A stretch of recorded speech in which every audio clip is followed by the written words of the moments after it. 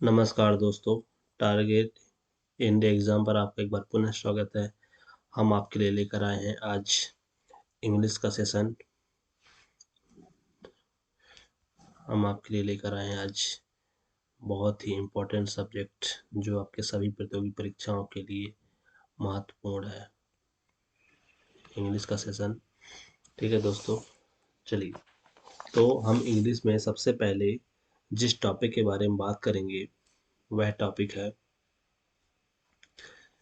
सबसे पहले बात करेंगे हम वर्ब के बारे में। वर्ब के बाद हम बात करेंगे टेंस के बारे में। टेंस के बाद हम बात करेंगे पैसिव वॉइस के बारे में।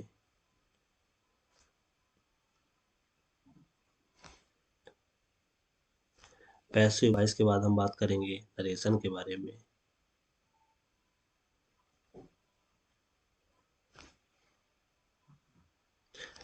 नरेशन के बाद हम बात करेंगे क्वेश्चन टैग।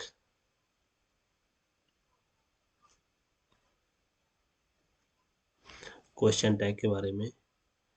उसके बाद अपन बात करेंगे सब्जेक्ट वर्ब।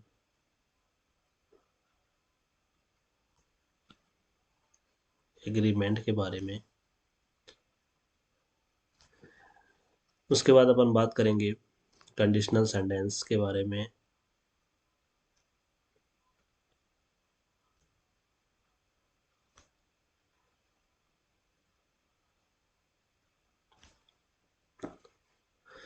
उसके बाद अपना टॉपिक रहेगा एडवांस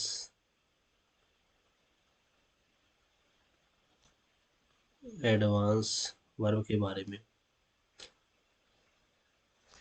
एडवांस वर्ब के बाद अपन नाउन, इसके बाद प्रोनाउन, इसके बाद एडजेक्टिव, एडजेक्टिव के बाद कंजंक्शन, इसके बाद आर्टिकल, इसके बाद प्रीपोजिशन, प्रीपोजिशन के बाद वर्ड, एडवर्ब, एडवर्ब के बाद कुछ सिनोनिम, एंटोनिम, फिर वन वर्ड सब्स्टिट्यूशन, फिर अपन इसमें क्वेश्चन सेट वैसे अपन साथ में भी लगाते जाएंगे, पर लास्ट में एक क्वेश्चन सेट स्पेशल रखेंगे। ठीक है, जिसमें आपको एक लॉन्ग वीडियो प्रोवाइड कराया जाएगा। चलिए, तो अपन आज से ही स्टार्ट करते हैं अपना वर्ब का पहला टॉपिक। ठीक है, ये टॉपिक इस प्रकार से अरेंज किए गए हैं, इसमें आप देखिएगा कि आपको कोई भी समस्या नहीं जाएगी लास्ट तक में। चलिए, अब अपन इसमें स्टार्ट करते हैं। आज का जो अपना पहला टॉपिक है वर्ब। ठीक है, आज का जो अपना पहला टॉपिक है वो क्या है, वर्ब। अब दोस्तों, वर्ब का अर्थ क्या होता है? तो वर्ब किसको दर्शाता है? वर्ब दर्शाता है डूइंग अ वर्क। ठीक है, वर्ब क्या दर्शाता है? वर्ब दर्शाता है डूइंग अ वर्क। मतलब वर्ब किसको दर्शाता है? कार्य के होने को प्रदर्शित करता है वर्ब। ठीक है, वर्ब को डूइंग वर्ड भी कहते हैं। ठीक है, वर्ब को डूइंग अ वर्क को दर्शाता है, अथवा इसको क्या कहते हैं? इसको कहते हैं डूइंग वर्ड। ठीक है, ध्यान रखिएगा, वर्ब क्या कहा जाता है? Doing word. अब वर्ब को दो कैटेगरी में बांटा गया है। उसके कैटेगरी कौन कौन से हैं? तो पहला होता है हेल्पिंग वर्ब, हेल्पिंग वर्ब, और दूसरा होता है मेन वर्ब। ठीक है, अब इनको भी कुछ कैटेगराइज किया गया है, जैसे कि हेल्पिंग वर्ब को किस दो कैटेगरी में बांटा गया है? तो हेल्पिंग वर्ब को मॉडल्स और primary auxiliary verb. Primary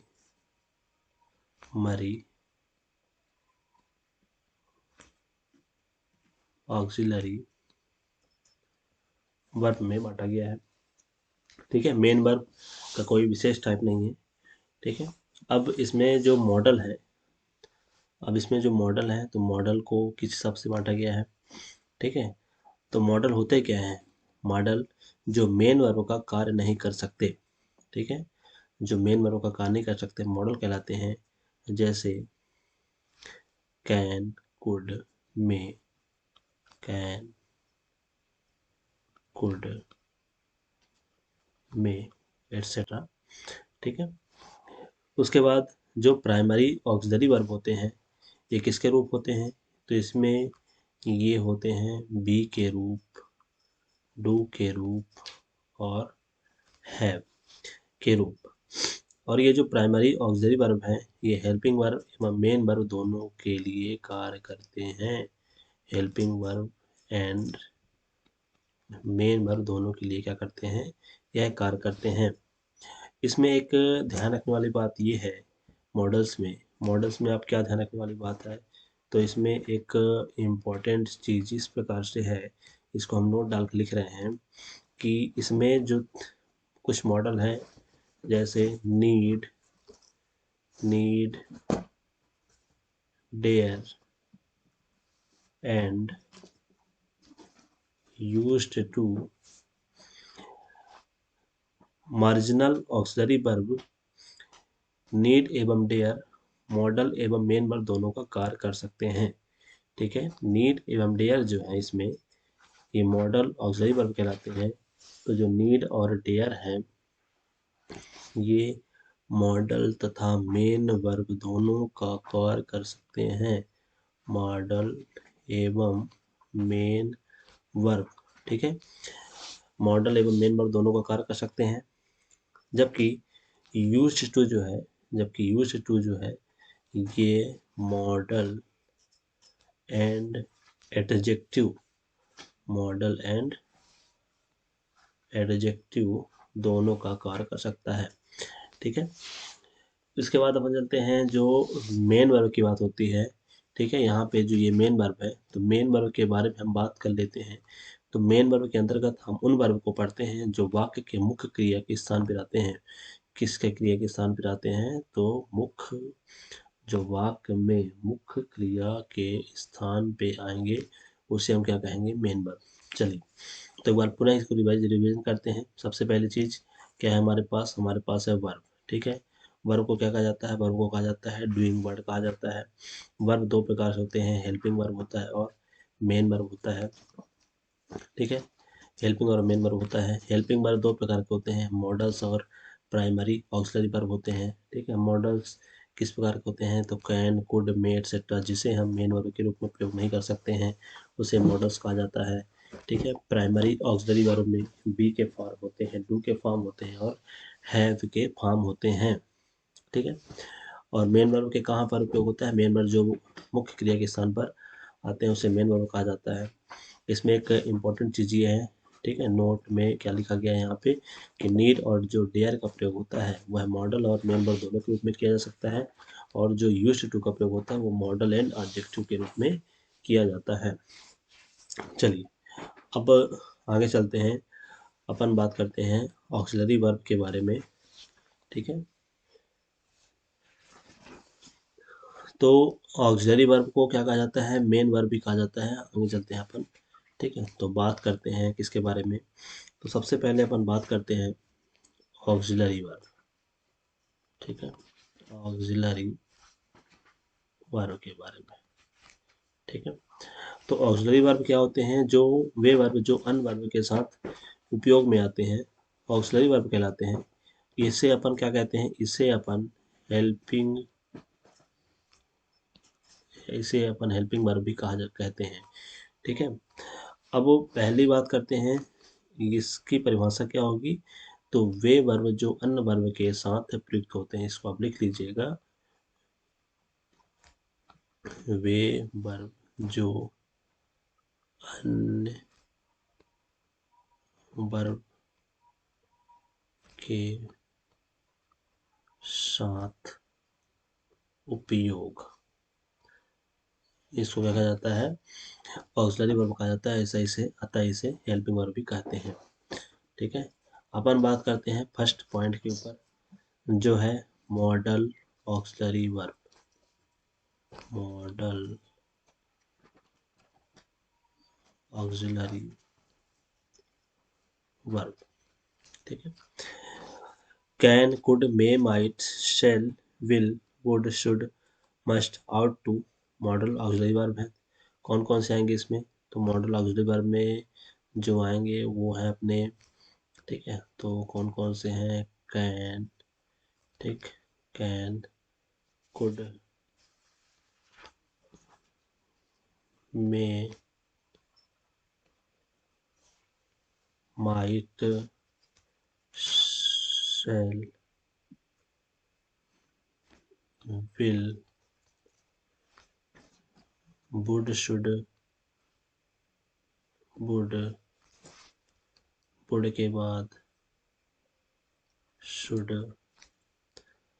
must,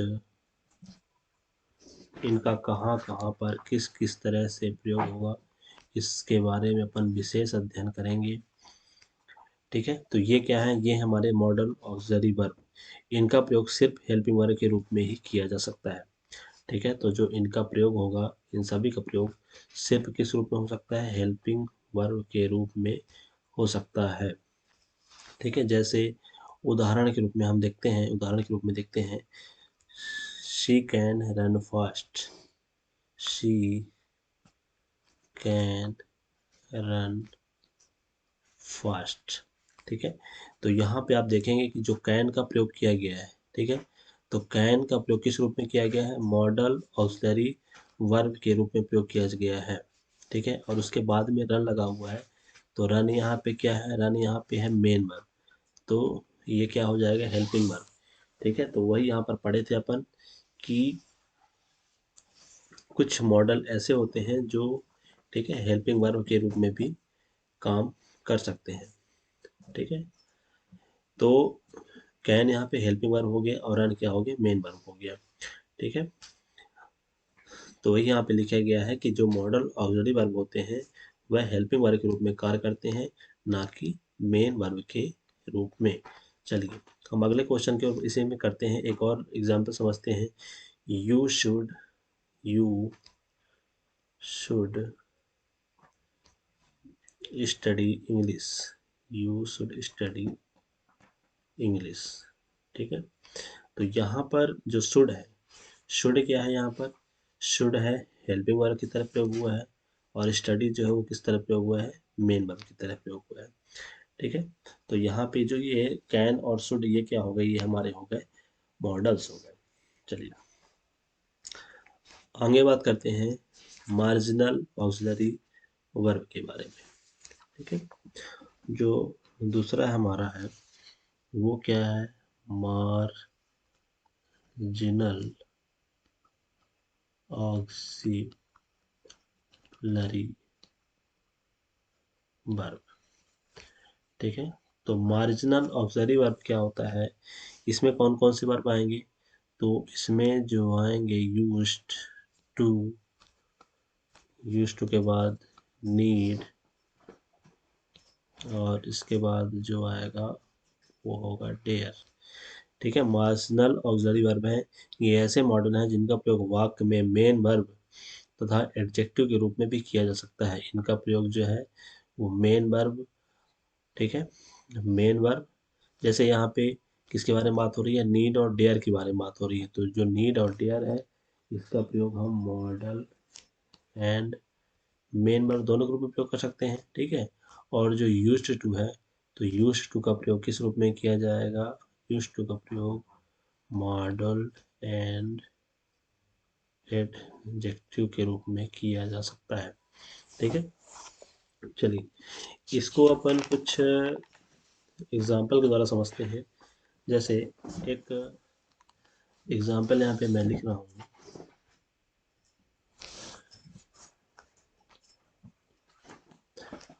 I need you,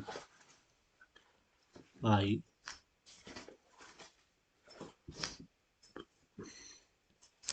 need you. ठीक है, अब यहाँ पे आप बताइए कि यहाँ पे मेन वर्ब क्या है। ठीक है, तो यहाँ पे जो आपको नीड दिख रहा है वो किसका काम करेगा, वह काम करेगा मेन वर्ब के। ठीक है, तो यही यहाँ पर लिखा गया है कि जो नीड और डेयर का प्रयोग है वो मेन वर्ब अथवा मॉडल के रूप में किया जा सकता है।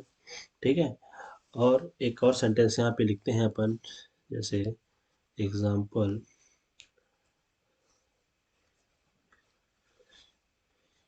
You need not come tomorrow. ठीक है, you need not come tomorrow. अब यहाँ पे देखिएगा कि जो नीड का प्रयोग हुआ है, ठीक है, नीड का प्रयोग किस रूप में हुआ है, तो नीड का प्रयोग यहाँ पे हेल्पिंग वर्ब के रूप में प्रयोग हुआ है। ठीक है, और जो कम है, कम का प्रयोग यहाँ पे किस रूप में हुआ है, तो कम का प्रयोग यहाँ पे हुआ है डायरेक्ट इन्फिनिटिव, डायरेक्ट इन्फिनिटिव के रूप में हुआ है। ठीक है, ध्यान रखिएगा यहाँ पे। तो इस प्रकार जो नीड और डेयर है मॉडल अथवा मेन वर्ब के रूप में प्रयोग हो सकता है। क्योंकि मॉडल हेल्पिंग वर्ब के रूप में प्रयोग होते हैं, अतः इसका प्रयोग हेल्पिंग वर्ब के रूप में भी किया जा सकता है। ठीक है, चलिए अब कुछ ऑक्सिलरी वर्ब के कुछ और प्रमुख बिंदुएं हैं, उसको अपन देखते हैं। ठीक है,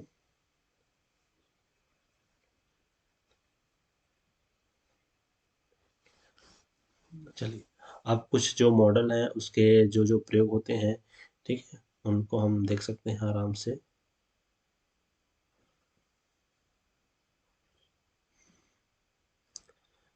जैसे एक यहाँ पे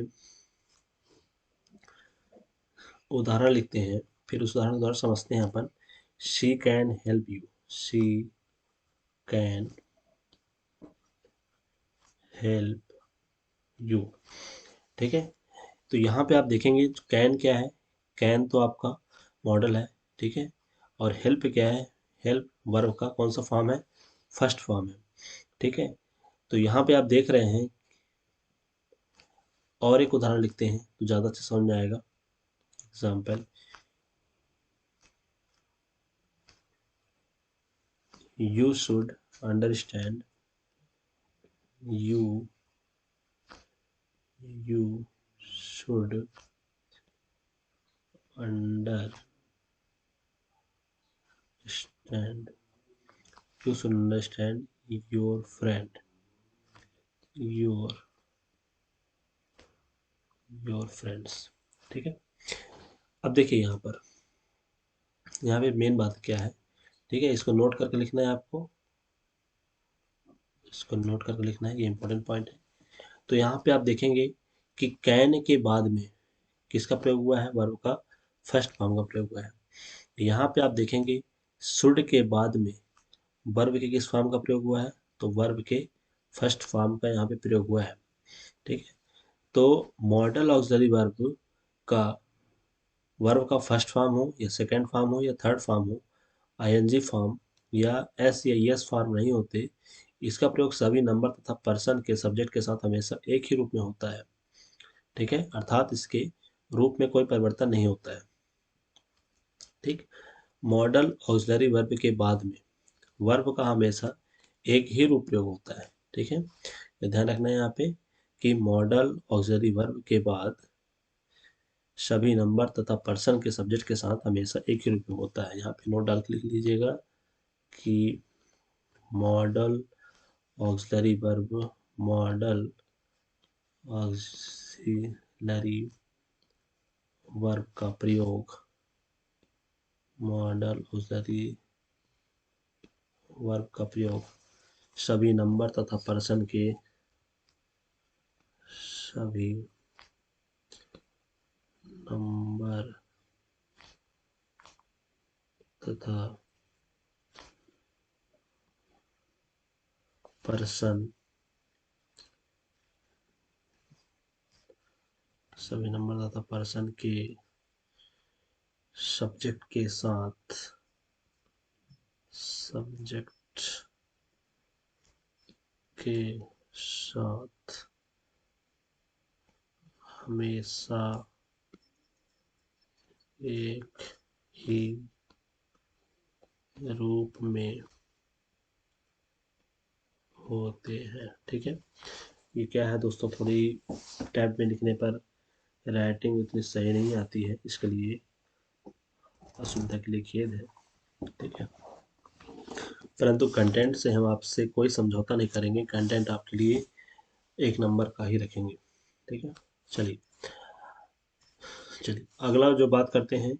ठीक है, एक और उदाहरण की बात करते हैं। ठीक है, तो ये ध्यान रखिएगा कि मॉडल ऑक्सिलरी वर्ब का प्रयोग सभी नंबर तथा पर्सन के सब्जेक्ट के साथ हमेशा एक ही रूप में होते हैं।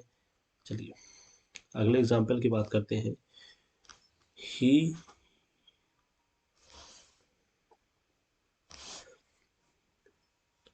ही यूज्ड टू कम लेट।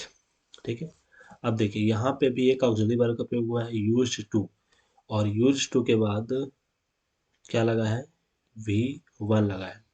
ठीक है, एक और यहाँ पे सेंटेंस लिखते हैं, वी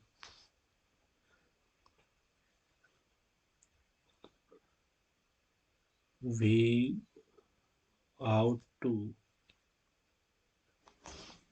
वी, थोड़ा मिस्टेक है यहाँ पे, तो इसको परेड करके we ought to respect respect our parents. ठीक है, we ought respect our parent, यहाँ पे आप देखेंगे ought to plus V one का। तो यहाँ पे क्या आप देख रहे हैं कि यहाँ पे यूज अथवा आउट, ठीक है, ये क्या है, ये है मॉडल ऑक्सिलरी वर्ब। ये यूज्ड और जो ये आउट है ये क्या है, मॉडल ऑक्सिलरी वर्ब। इनके बाद में किसका प्रयोग हुआ है, टू प्लस वी वन का प्रयोग हुआ है। टू प्लस वी वन, ये भी वर्ब का फर्स्ट फॉर्म ही है। ठीक है, तो यहाँ पे हमें क्या ध्यान रखना है कि यूज्ड तथा आउट के बाद में टू प्लस वी वन का प्रयोग किया जाता है।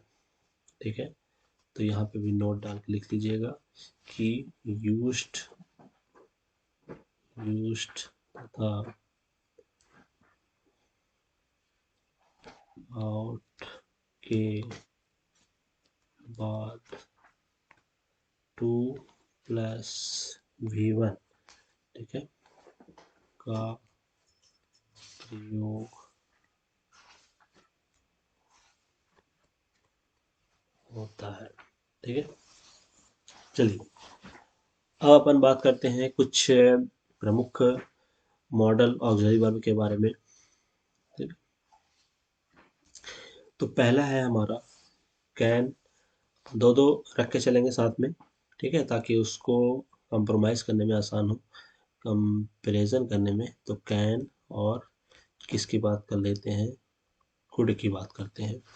देखो, तो कैन का प्रयोग किसके लिए होता है, कैन का प्रयोग पावर एबिलिटी कैपेसिटी।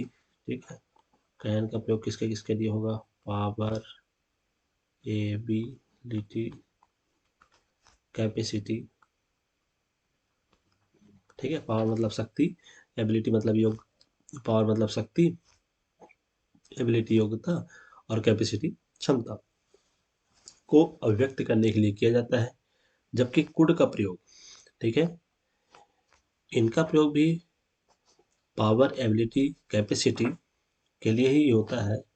इनका प्रयोग भी पावर एबिलिटी और कैपेसिटी, ठीक है, परंतु किसके लिए, परंतु यह जो प्रयोग होता है वो पास्ट के लिए होता है।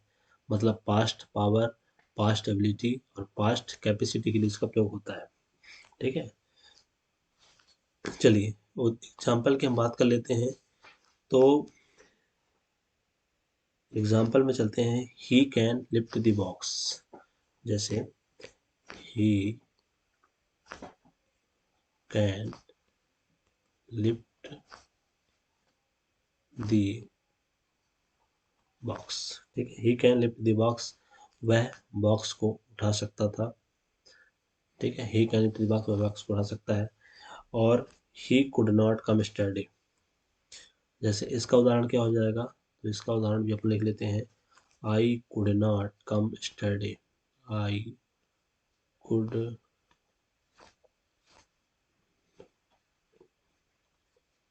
Not come study. ठीक है, तो यहाँ पे आप देखेंगे कि यह जो सेंटेंस है यह पास्ट एबिलिटी, ठीक है, को दर्शाता है, और यह, ठीक है, यह प्रेजेंट एबिलिटी को दर्शाता है। ठीक, कैन का प्रयोग किसके लिए होता है, और देखते हैं इसमें और क्या क्या हो सकता है। तो जो कैन के प्रयोग होता है परमिशन देने के भाव को व्यक्त करने के लिए किया जाता है।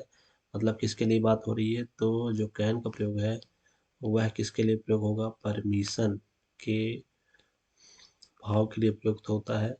ठीक है, और किसके लिए होगा, तो कैन का प्रयोग थ्योरेटिकल पॉसिबिलिटी, ठीक है, थ्योरेटिकल पॉसिबिलिटी मतलब सैद्धांतिक संभावना,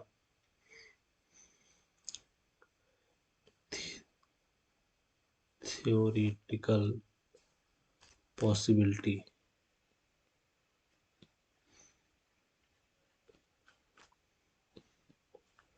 थ्योरेटिकल पॉसिबिलिटी, ठीक है, परमिशन और थ्योरेटिकल पॉसिबिलिटी के लिए भी इसका प्रयोग किया जाता है। कैन का जो प्रयोग होता है वो किसके लिए होता है, फ्रेंडशिप रिक्वेस्ट के लिए, ठीक है, मतलब दोस्ताना निवेदन के लिए, मतलब फ्रेंडली व्यवहार, या कह सकते हैं कि दोस्ताना निवेदन। ठीक, कैन का प्रयोग दोस्ताना निवेदन के लिए किया जाता है। और इसी में बात करते हैं अपन, कुड में बात करते हैं, तो कुड का प्रयोग रिमोट पॉसिबिलिटी के लिए किया जाता है। ठीक है, जैसे इसमें थ्योरेटिकल पॉसिबिलिटी था, इसमें रिमोट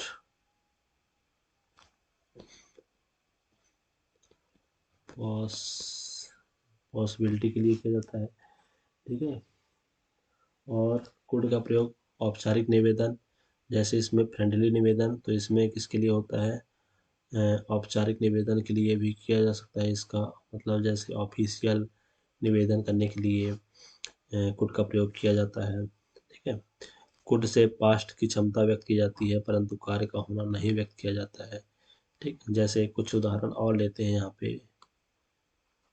ठीक है, you can go now, you can, अब इसमें किसका भाव है, तो आप इसमें देखेंगे इसमें किसका भाव है, यू कैन गो नाउ, तो यू कैन गो नाउ में किसका भाव है, तो आप इसमें ध्यान से देखेंगे तो इसमें किसका भाव है, परमेशन का, तो इसमें किसका प्रयोग हुआ है, कैन का प्रयोग हुआ है।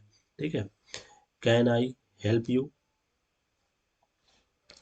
और उदाहरण देख सकते हैं, तो कैन आई हेल्प यू, ठीक है, इसमें भी निवेदन का भाव है। ठीक है, उसके बाद बात करते हैं जैसे दोस्ताना निवेदन, ठीक है, जैसे फ्रेंडली रिक्वेस्ट के बारे में बात कर रहे हैं, जैसे फ्रेंडली रिक्वेस्ट के बारे में बात कर रहे हैं तो उसका क्या उदाहरण होगा, तो फ्रेंडली रिक्वेस्ट का उदाहरण होगा, जैसे उदाहरण के रूप में can I take your car, ठीक है, can I take your car, तो ये तो व्यक्ति फ्रेंडली रिक्वेस्ट में ही बोल सकता है। ठीक है, इसी प्रकार चलिए बात करते हैं कुछ एग्जाम्पल की जिसमें कुड का प्रयोग हुआ हो। ठीक है, तो जैसे इसी में बात करते हैं रिमोट पॉसिबिलिटी के बारे में, तो इसका उदाहरण क्या हो सकता है, इसका उदाहरण हो सकता है there could be a bomb under your seat, ठीक है, there could be a bomb under your seat. ठीक, और यदि औपचारिक निवेदन के बारे में बात करें तो मतलब कहीं ऑफिशियल निवेदन, तो यहाँ पे हो सकता है could could I could I talk to mister Singh, could I talk to mister Singh. ठीक है, तो इस प्रकार से हमारा कैन और कुड का यहाँ पे प्रयोग किया जाता है। चलिए, एक अपन से यहाँ पे सेंटेंस लिखते हैं, आप लोग बताइएगा कि यह सेंटेंस सही है या गलत। ठीक, उसके बाद अपन उसमें देखेंगे कि क्या सही है और क्या गलत है। तो अपन एग्जाम्पल लिखते हैं, I can not, I can not be able to, I can not be able to कम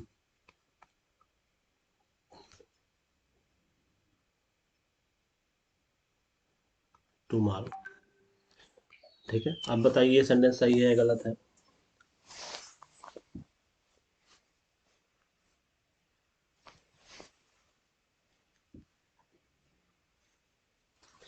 देखिए, तो यहाँ पे आप देखेंगे ध्यान से, तो यहाँ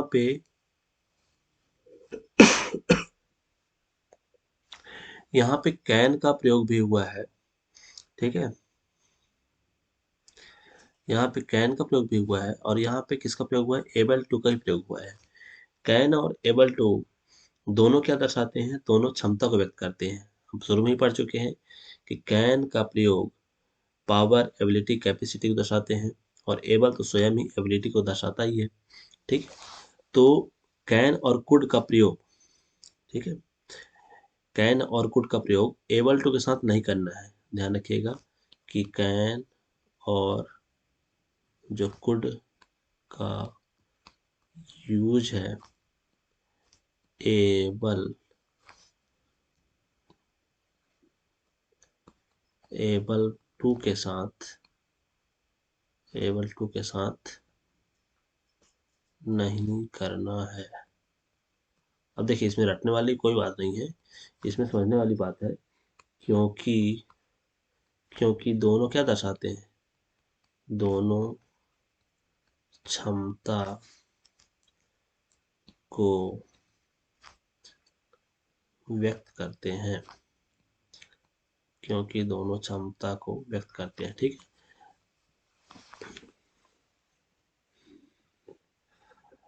और यदि ऐसा हम करते हैं तो ये सेंटेंस को कैसे बनाते हैं, यदि हम ऐसा करते हैं तो सेंटेंस को क्या बनाते हैं, सुपरफ्लुअस।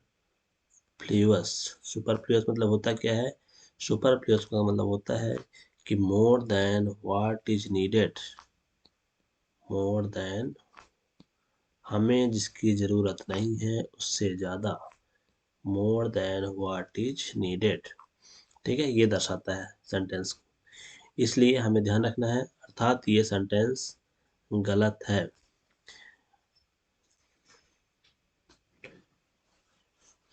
इस सेंटेंस का सही रूप क्या होगा, तो इस सेंटेंस का जो सही रूप है वो क्या होगा, इसका जो सेंटेंस का सही रूप होगा, तो वो सेंटेंस का सही रूप क्या होगा, आई can not come tomorrow, I can not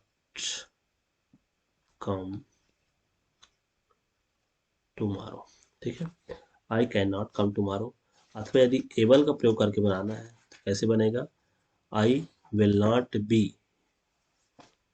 क्योंकि हेल्पिंग वर्ब तो चाहिए ही, I will not be able to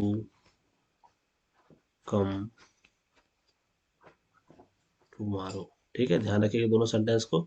अब ये दोनों सेंटेंस 100% सही है, क्योंकि इसमें क्या है, इसमें कैन का प्रयोग हुआ है परंतु एबल टू नहीं आया है। ठीक है, आई कैन नॉट कम टुमारो, और इसमें आई विल नॉट, यहाँ पे विल क्या है, विल मॉडल है परंतु हेल्पिंग वर्ब की तरह काम कर रहा है। ठीक है, और एबल टू क्या दर्शा रहा है, उसकी क्षमता दर्शा रहा है, I will not be able to come tomorrow.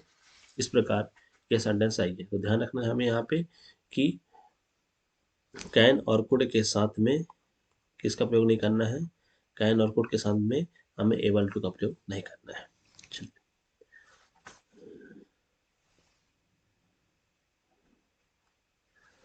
चलिए थोड़ा सा और बात कर लेते हैं, फिर सेशन को एंड करते हैं। अगला जो मॉडल है वह है मे के बारे में बात करते हैं। तो मे का प्रयोग संभावना या अनिश्चितता के भाव को दर्शाने के लिए किया जाता है। मे का प्रयोग किसके लिए किया जाता है? संभावना या अनिश्चितता, अनिश्चितता का भाव, संभावना या अनिश्चितता का भाव व्यक्त करने के लिए किया जाता है। जैसे उदाहरण के रूप में आज बारिश हो सकती है, ठीक है, इसका क्या बनेगा? इट में रैन टू नाइट, ठीक है। यह क्या दर्शा रहा है? संभावना या अनिश्चितता, ठीक है। चलिए अगला बात करते हैं मे का ही प्रयोग किसके लिए किया जाता है? इच्छा को व्यक्त करने के लिए। किसको व्यक्त करने के लिए? इच्छा को व्यक्त करने के लिए। जैसे उदाहरण के रूप में ले चलते हैं, तो may you live long, may you live long, ठीक है। तो ये क्या दर्शा रहा है? यहाँ पे इच्छा दर्शा रहा है, तो इसका प्रयोग, मे का प्रयोग यहाँ पे किया जा सकता है। चलिए, यदि प्रिंसिपल क्लॉज, ध्यान रखने वाली बात यहाँ पे यह है कि यदि प्रिंसिपल क्लॉज प्रेजेंट टेंस में हो, प्रिंसिपल क्लॉज किस टेंस में हो? प्रेजेंट टेंस में हो, तो सब ऑर्डिनेट क्लॉज, तो जो सब ऑर्डिनेट क्लॉज यदि शो दैट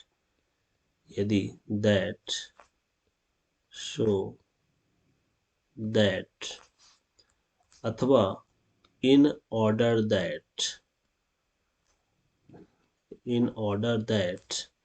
से प्रारंभ हो, तो इससे किसका बोध होता है?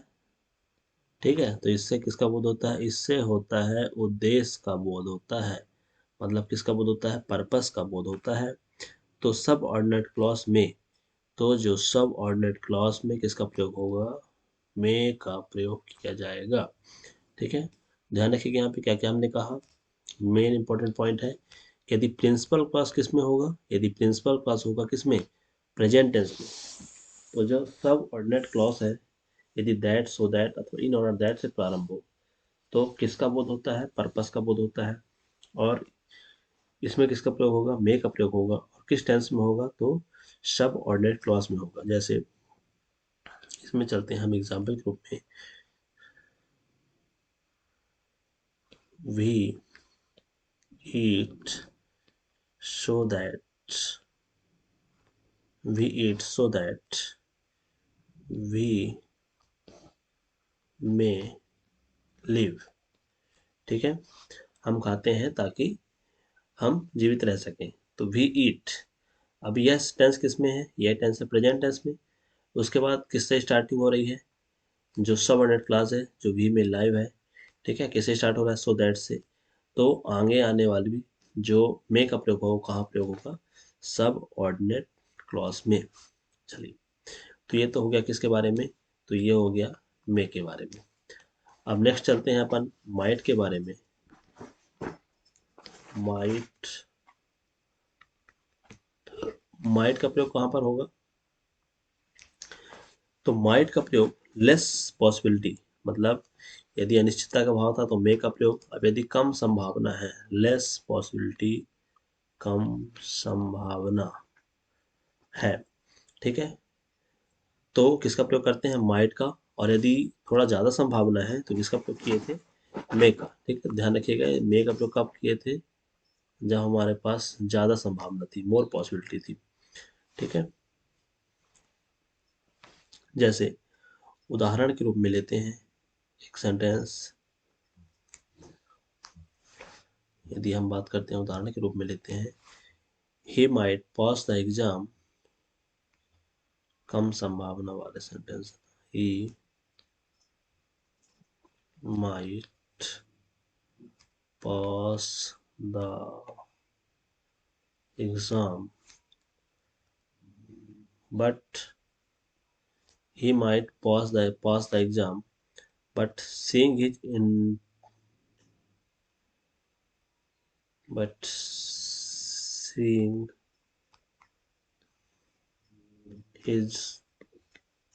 intelli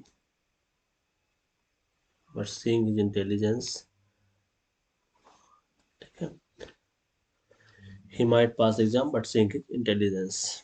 ठीक, तो ये किसका उदाहरण है? ये है अपने। और बात करते हैं किसकी, तो अगला जो है वो है मस्ट का प्रयोग। तो मस्ट का प्रयोग कहाँ होता है? मस्ट का प्रयोग और भी ज़्यादा संभावना दर्शाने के लिए किया जाता है। ठीक है, यदि संभावना बहुत अधिक हो, मतलब संभावना जो पॉसिबिलिटी हो वेरी हाई पॉसिबिलिटी है ना, मतलब वेरी हाई पॉसिबिलिटी हो, वेरी हाई पॉसिबिलिटी हो, यदि अधिक संभावना के बारे में बात हो रही है, जैसे उदाहरण के रूप में ले चलते हैं अपन, बात करते हैं यदि हाई संभावना हो तो he stay in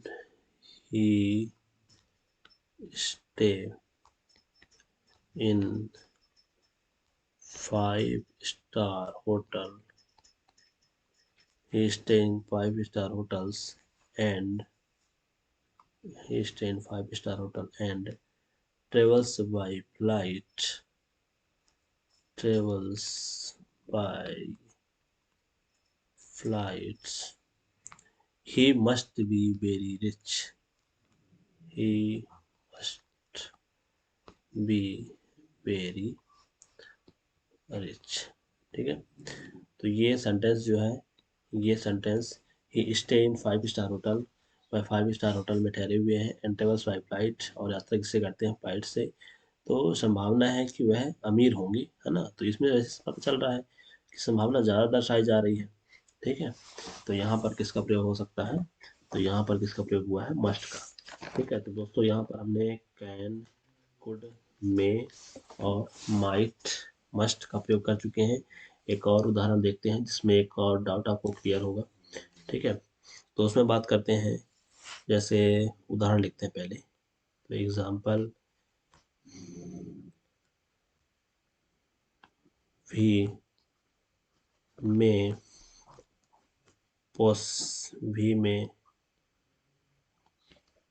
possibly come tomorrow, भी में पॉसिबली कम टुमारो। ठीक, अब देखिए यहाँ पर ये क्या सेंटेंस है, तो इसमें आप देखेंगे कि में के बाद किसका प्रयोग हुआ है? पॉसिबली का। तो क्या सेंटेंस सही है?